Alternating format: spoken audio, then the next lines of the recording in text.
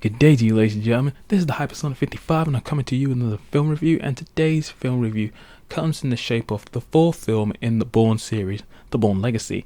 Now, before this film came out, I had massive reservations about it.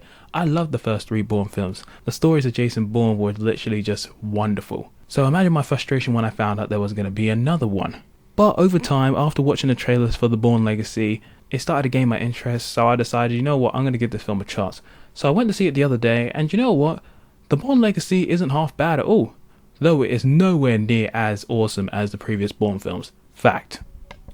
So when it comes to story, it goes a little something like this. When a plan is put into motion by a top secret government program to wipe out all the genetically modified killers it created, one such operative, Jeremy Renner, must flee in order to save his life. And that is the plot summary of this film without going into the area of spoilers.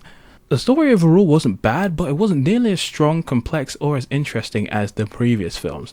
What was so good about the previous films, especially the Bourne Identity, was the balance between great storytelling and action. With the previous Bourne films, there was a great story to be told with the mystery of Jason Bourne's character. He wanted answers, and as the audience, we wanted to see him get those answers. There was a lot of drama, conspiracy, lies and deceit, and loads of well choreographed and smart action. In the Bourne Legacy, you never feel properly invested in the story. At first, it really drags and plods along, and insert segments of the previous films just to remind you that you're watching a Bourne film. And while it was nice that they tried to tie these films together, I kind of found it distracting, and I just wanted this film to tell its own story. Eventually, the film does pick up, and it does get interesting when Jeremy Renner and Rachel Weisz start to dominate the screen. The film is at its best when these two characters are involved. Otherwise, everything is sort of average. When it comes to the cast of the Bourne Legacy, the casting for the film was pretty good, but their characters were pretty lame and forgettable, bar Jeremy Renner and Rachel Weisz. Jeremy Renner as Aaron Cross was pretty good. At first glance, I was trying to figure out why I would like his character, but once he started interacting with people, I saw why. He was a likable, funny, and tough kind of character. He went through the film trying to get answers and beating up guys in stylish ways, basically doing what Matt Damon did before. Renner handled his combat scenes pretty well, though I expected nothing less from Hawkeye from the Avengers.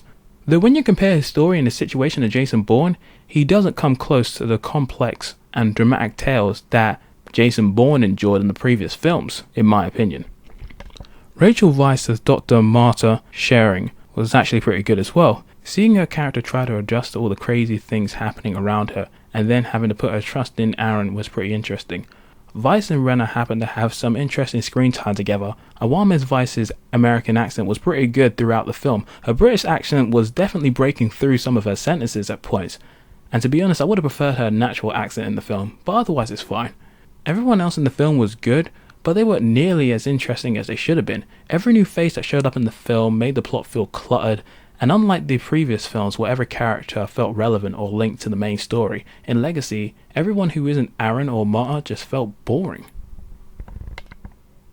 When it comes to the presentation of the Bourne Legacy, it's pretty good. The action scenes and sequences are interesting, inventive, and nicely choreographed, though none of them happen to reach the fever pitch that you experienced in the previous Bourne films.